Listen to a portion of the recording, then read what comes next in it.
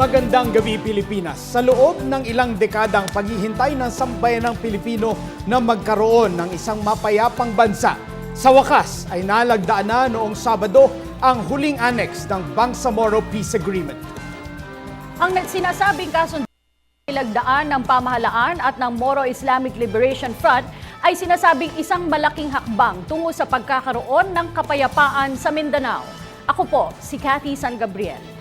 Kaugnay po rito, sinasabing malaking papel rin ang gagampanan ng ating mga mambabatas dahil sila rin ang bubuo ng Bangsamoro Basic Law. Ngunit ang tanong ng karamihan, umaayon nga ba ang aksyong ito sa konsepto ng demokrasya sa ating bansa? Ano nga ba ang mga epekto nito sa pamumuhay ng mga taga Bangsamoro Region? Ako po, si Kirby Cristobal.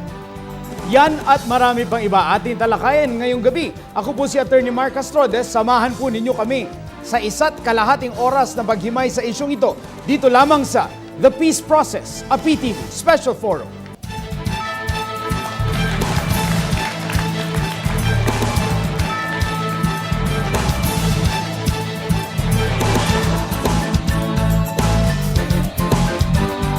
Nang napagtibay ang kasunduan para sa kapayapaan sa pagitan ng pamahalaan ng Pilipinas at ng Moro Islamic Liberation Front o MILF. Ito ay matapos daan ng Normalization Annex o ang pinakahuling annex ng Bangsamoro Framework Agreement nitong January 25, 2014. Nakasaad dito ang pagsuko ng MILF ng kanilang mga armas at ang pagbuwag ng mga civilian army sa Mindanao.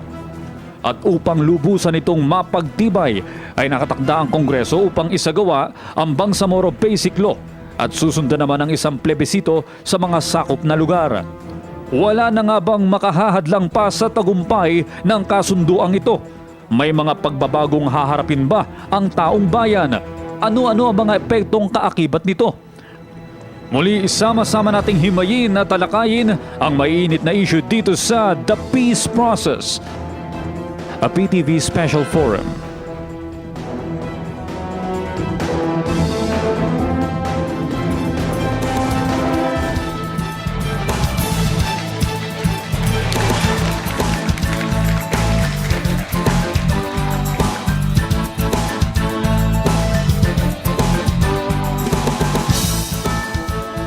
Magandang gabi muli, Pilipinas. Development sa Bangsamoro Peace Process o yung Peace Agreement na nilagdaan noong Sabado, yung huling annex nito, Mark, yung Normalization Annex, pati yung Addendum on Bangsamoro Waters. Napakatagal na po ng issue dito sa Bangsamoro Region at napakalaki ng epekto nito sa ating bansa, hindi lang sa ekonomiya, pero dun sa pagbuklod-buklod ng buong Pilipinas. Kaya malaking milestone yung ating natahak or na-reach nitong Sabado. Alam mo, Mark, 17 years in the making itong kasunduan between the government and the MILF. 4 na presidente nang umupo and 9 na peace panel heads mula sa government bago nabuo at nakumpleto itong kasunduan. At yung backdrop nito, Cathy, nagsimula pa ito doon sa Tripoli Agreement. Prior to the Tripoli Agreement, panahon pa po ng mga Amerikano at ng Kastila, marami ng pag-uusap. Kaya ngayong gabi, gaano ka layo na ba yung naabot natin para nga makamit talaga itong kapayapaan? At ito nga ba talaga yung magsisilbing susi sa kapayapaan sa Mindanao, gaya ng sinasabi ng marami? At syempre tatalakayin din natin, Mark, yung implikasyon nito sa mga mamamayan na syempre direktang apektado nitong kasunduang ito. Kaya pakilala natin, Cathy, ang tutulong sa ating ipaliwanag ang mga isyong bumabalot dito sa signing nitong Bangsamoro Agreement na hindi pa tapos. By the way, meron pang mga steps na kailangan, mas mahimportanteng steps. Pakilala natin sila, Cathy. By the way, Mark, bago natin ipakilala, sinubukan po naming imbitahin ang representante mula sa Office of the Presidential Advisor on the Peace Process. Kaya lang po, hindi po sila nakarating ngayong araw. Dapat po sana maganda na sila ang magpaliwanag ng nilalaman ng mga annexes.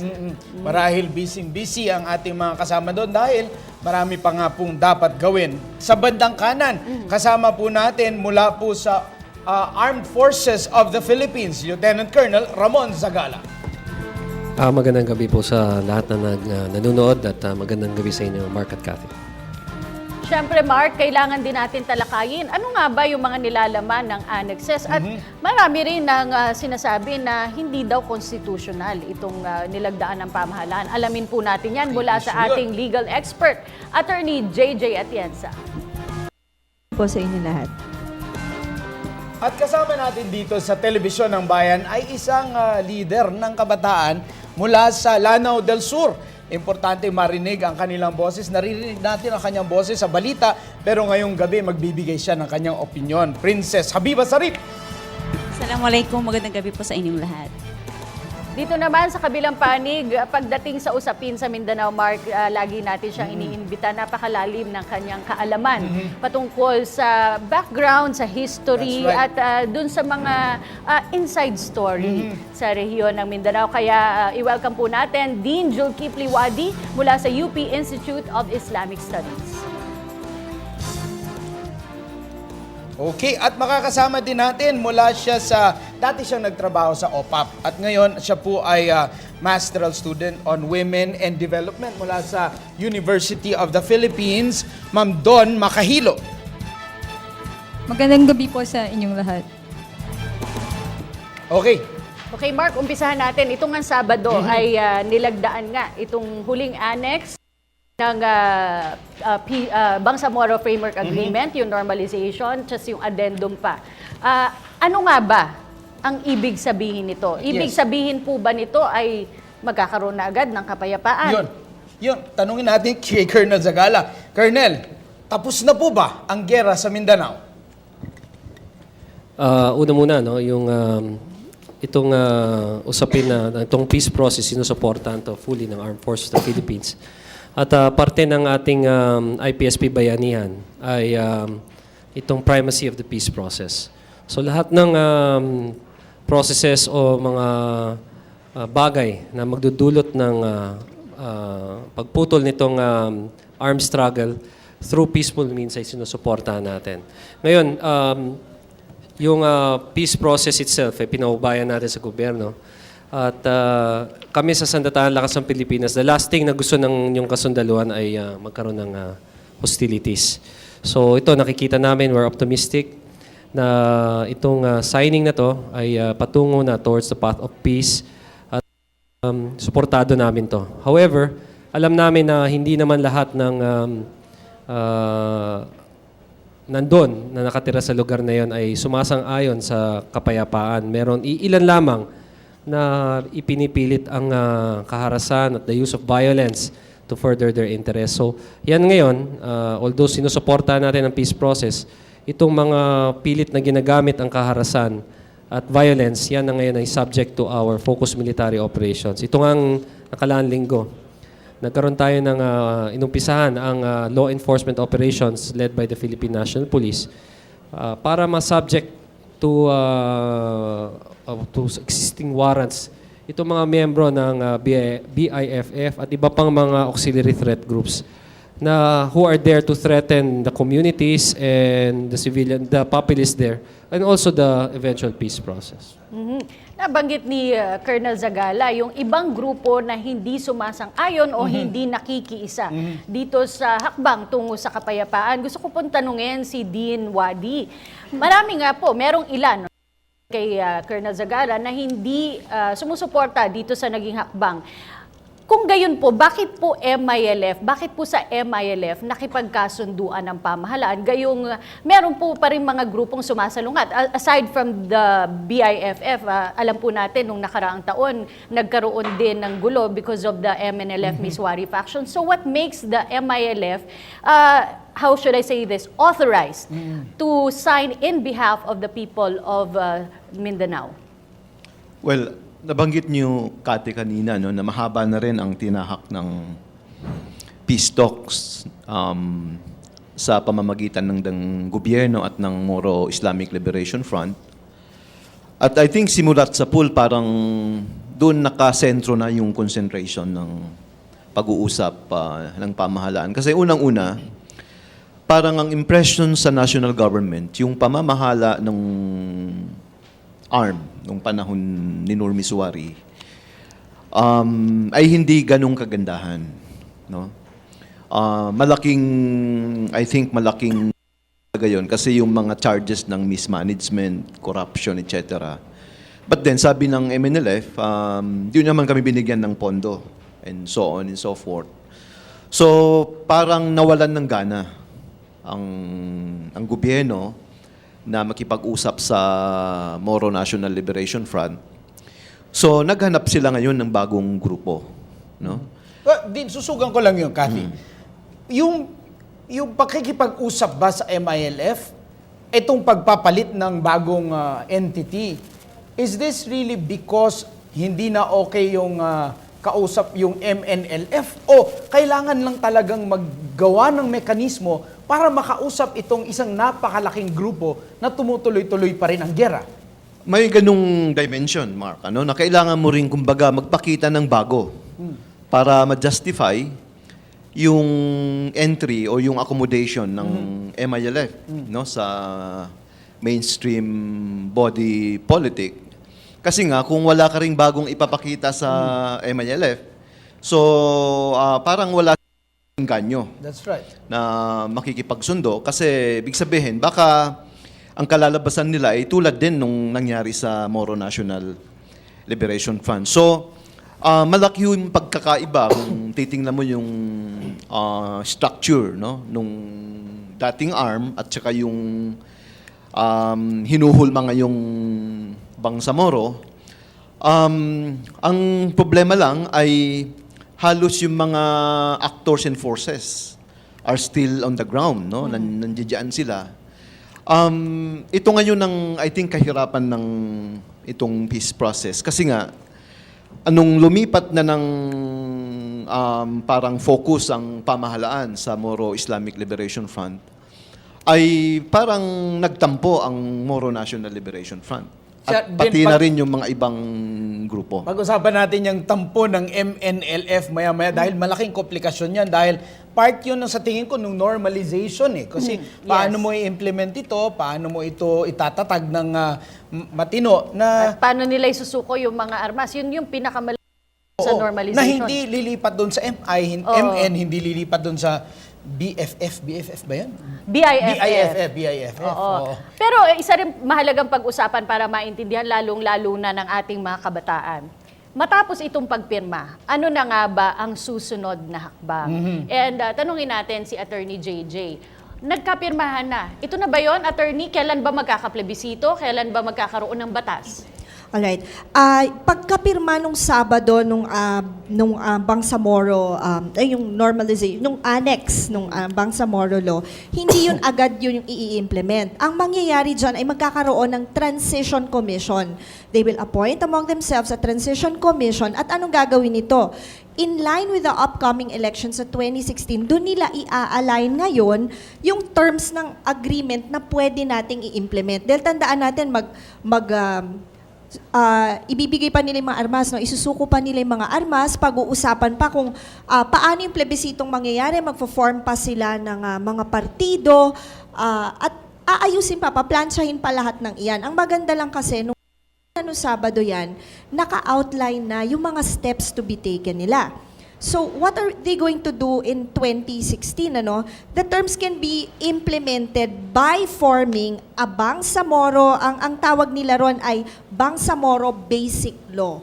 So, diyan na lahat ililinya kung paano nila i-implement lahat at ang batas na susundin nila magmula sa kind of government that they have, the autonomy and the sharing, the power sharing and the wealth sharing that they're going to have with the national government. So in fact, ito ay isang mahaba pang proseso pero at least natapos na natin, napag-agrihan na natin lahat ng remaining issues nila. Ito ay patungo na sa kapayapaan. Basta sundin lang nila yung kanilang mga outline o balangkas patungo nga doon sa Bangsamoro Basic Law. Yung usapin ng structure, ng liderato, yung the politics of the whole thing is one. Pero yung pagtanggap, Cathy, ng ating mga kababayan sa ARMM, ang interesado ako, gusto kong tanungin si Princess, for the common folk, for the common Moro folk in the ARMM region, in the Bangsamoro tanggap ba ito? Are they ready to transition to a new entity? Are they accepting this development? Well, Mark, no, magandang katanungan yan. Well, nandito na rin si Dean. Pwede rin niya masagot yun. Well, kasi sa ARMM kasi, alam naman natin na almost lahat ng mga tao dun gusto maging leader, gusto rin ng power, gusto rin ng pagkilala. So, ito yung mahirap kasi hindi natin masasabi na dahil meron ng bubuin is magiging mapayapa na or magiging katanggap-tanggap na siya ASAP. But for now kasi, yung mga nafe-feel din natin na nararamdaman ng ating mga kababayan, especially yung mga kabataan na super inclined sila ngayon sa social media, talagang yung iba sinasabi nila na bakit kami parang hindi namin alam yan. So kung sila na parang nahihirapan silang intindihin na sila na nga yung nakakabasa ng mga tweets, ng mga news, how about pa yung mga tao sa probinsya na hindi nakaka-reach nitong mga ganitong issues ng mga information na hindi nila alam. So actually, ang nakikita rin namin dyan, kumbaga parang yung mga matatanda, mga tao dun sa mga probinsya, magigising na lang sila na hindi na pala tayo ARMM, isa na pala tayong Bangsamoro government. So isa dun sa nakikita is dapat yung mga awareness talaga, yung information drive, yun yung dapat na mas palakasin pa ng local government din. Mark. Well, yung mga bumuo nitong agreement, ng framework agreement, they are saying na nakonsulta naman yung mga stakeholders. And in fact, Mark, when I was there, merong mga leader ng mga tribo na nandoon. Si Don bilang isang experience mo from OPAP dati, what do you think makes this framework agreement different from other agreements that the government has entered into with the Moro people? And maraming salamat sa katanungan nyo. I-clear ko lang po na sa ibang peace table po ako. So yes. hindi po ako nakafocus sa Bangsamoro at pinag-aralan ko lang siya kasi interested din ako pag-aralan yung Bangsamoro entity tsaka yung kalakaran sa peace table na yan. I think yung sa kabuuan naman talaga, yung peace process ng Pilipinas ay tinitingnan ng buong mundo. Kasi yung peace process natin ay kakaiba, unlike dun sa ibang bansa, like sa Europe. Pag ang gobyerno nila ay nakipag-agreement sa mga parang rebels nila doon or tribal groups doon, sinasabi nilang let's have truce. And that's it. That's the end of their peace process. Unlike dito sa atin naman, marami siyang dimensions, marami siyang innovations din na in general, holistic approach yung yung approach natin. So, yun siguro yung kagandahan kasi sinasabay dito yung political liberty, socio-economic at iba pang aspeto ng development ng isang individual. At this time sa Bangsamoro, yun yung napakalaki siya at parang people look up to this kasi nga sa lahat ng frameworks din, malaking magiging impact nito. Baka kasi parang ma-inspire na din yung ibang peace table at ibang partners or grupo na makipag-agree, to put an end din sa mga disputes nila. Nais ko lang sasugan yung sinabi ni Don nung isang beses na interview ko si Chairperson Coronel Ferrer at natanong nga siya, anong model ba ang ating pamahalaan? And sinabi niya, there was no model dahil kakaiba talaga That's yung pakikipag-deal nila with the MILF. It was a Filipino model. At dahil, patuloy pang nag-i-evolve at hindi pa natin kakita if it's working or if it's gonna work. yes, and hindi pa rin daw tapos. Marami pang mga kinks na That's right. ina-iron out pa. Punta muna tayo kay Kirby para sa ating mga estudyante. Alright, maraming salamat sa inyo, Attorney Mark at Cathy. Siyempre, i-welcome mo natin yung ating mga bisitang estudyante mula po sa Polytechnic University of the Philippines sa Mabini Campus sa May Santa Mesa, Manila. Galing po sila sa College of Communication. Siyempre, welcome sa inyo dito sa PTV. Alright, at may katanungan na agad. Itong si Hazel Ann Hicarte. Hazel? Good evening po. Yung tanong ko pa para kay Attorney JJ Atienza. Tanong ko lang po, gaano po kasigurado na nailatag na yung mga pangangailangan sa Bangsamoro kung 2 years pa po yung hihintayin? Nabanggit nyo nga po kanina na sa 2016 pa po, may lalatag yung mga bagay-bagay na kailangan. Salamat. Hindi sa 2016 pa ilalatag. Kumbaga, nung napirmahan yung Normalization Annex, sinisimula na nilang ilatag. Yung 2016 is to be able to submit to Congress yung Bangsamoro Basic Law. So, yung 2 years na yun is preparatory to everything na para ma-formalize na yung panibagong autonomous region natin na mas magiging coordinated at mas in tune with what the government wants us, which is a united Philippines na everybody will have an equitable share of wealth at hindi na kinakailangang lahat ng local governments ay umasa sa national government. In other words, everyone should be aligned with the national government's objective of lasting peace, economic wealth. But how can we do that in a parang long-stricken, strife-stricken Mindanao, di ba?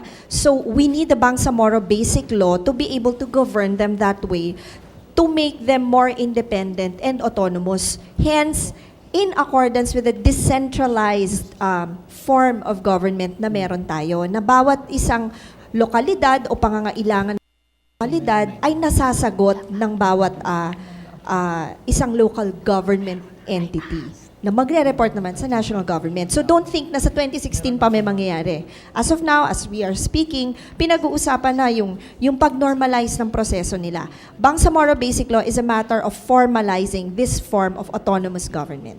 Alright, maraming salamat po sa inyo, Attorney JJ Atienza. Sunod naman na magtatanong, si Clarice Tarayo, galing pa rin sa PUP.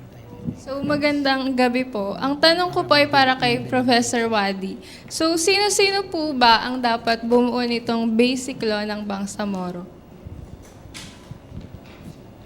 Well, actually, siguro konting parang anggulo doon sa sinabi ni Attorney JJ, ano? Actually, yung Bangsamoro Commission, nabuo na yon.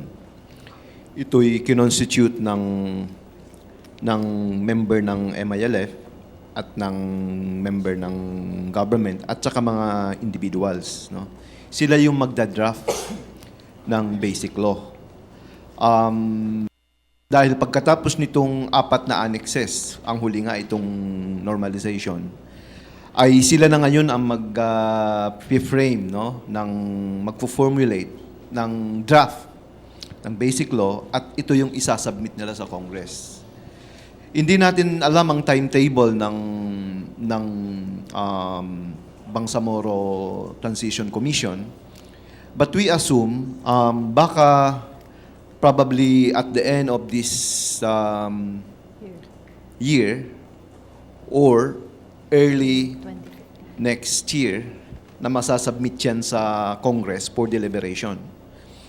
Ang critical parts lang dyan, paano kung iba yung version na sinubmit sa kanila ng Transition Commission sa Congress at saka yung version na gusto ng Kongreso. Masalimuot ho yun. Dahil ang mangyayari magkakaroon ng polarization between the position of Congress and the position of particularly the MILF. What we could probably expect is that Malacanang would serve as a mediator between the MILF and Congress and probably even serve as parang spokesperson ng MILF. Pakitagdag sa inyong discussion yung role ng annexes to delimit the discussions or the prerogatives or yung gagalawan ng Kongreso. Well, alam mo dun sa mga 4 na annexes na yun, Mark, maraming talagang sinaklaw na powers and responsibility na binigay ang Kongreso. In fact, ang Estado, no? Parang ang powers binigay nakahati sa 3, no? Mayroong kasing sinasabing reserve power. Ito yung power na mananatili sa Estado, no? Sa national government, tulad ng foreign affairs, national security. So, hindi yan i-devolve o i-decentralize sa Bangsamoro. Ang ibibigay sa kanila yung residual power. Ito nga yung residual power, yung mga ang nasa annexes ngayon. Tulad nung since yung power sharing, wealth sharing, normalization, including itong Bangsamoro Waters. So lahat yan kasama dun sa powers. Pero merong sinasabing shared powers. So ibig sabihin may talagang parte na paghahatian ang Estado at saka ng Bangsamoro. I think a major component ng shared power dun sa wealth sharing at saka sa Bangsamoro Waters. So, in a way, nakalista naman yan sa lahat ng annexes. yung gaano yung extent ng powers ibibigay sa Bangsamoro at ano yung mga powers na shared powers between Bangsamoro and the state government. So yan yung parang area na babalangkasin ng Congress pagdating ng draft ng basic law na ibibigay ng Transition Commission. Now, we don't know kung gaano katagal yon. Kasi pagkatapos nung let us say, magkaayos, yung Kongreso, ang Malacanang, at ng Moro Islamic Liberation Front, referendum. Ito'y isasubmit sa taong bayan dyan sa ARM area at saka yung mga additional territories na may dadagdag sa existing ARM kung gusto nila na masama sa Bangsamoro o hindi, no? So kung ayaw nila o kaya kokonti lang ang sumama, so mababawasan ang number ng probinsya sa Bangsamoro. Kaya critical yung information dissemination. Lalong-lalo na doon sa nabanggit ni Princess kanina, na dapat talaga umabot yan doon sa pinaka-grassroots para nagkakaroon ng informed judgment, yung decision, yung mga kababayan natin dyan ho sa parte ng Mindanao. Pagkatapos nun, uupo bilang Transition Authority, Mark, yung Moro Islamic Liberation Front sa 2015. Para kumbaga, pagbigyan siya ng certain parang period na makatransition doon sa 2016 na kung saan itatatag yung Bangsamoro political entity. So ito yung sinasabi ni Attorney JJ kanina na yung pagbabalangkas ginagawa na ngayon, no? Except that kumbaga tapos na yung magiging laman ng basic law, parang trabaho na yan ng Transition Commission at ang susunod niyan yung Kongreso. Na maduguho yung parte ang niyan. gustong habulin ng gobyerno proseso. din ay magkaroon ng eleksyon ng regular members of the Assembly by 2016. Kirby? Alright, maraming salamat sa iyo, Dean. Marami pa po tayong mainit na isyong babalikan sa pagbabalik po yan ng The Peace Process, a PTV Special.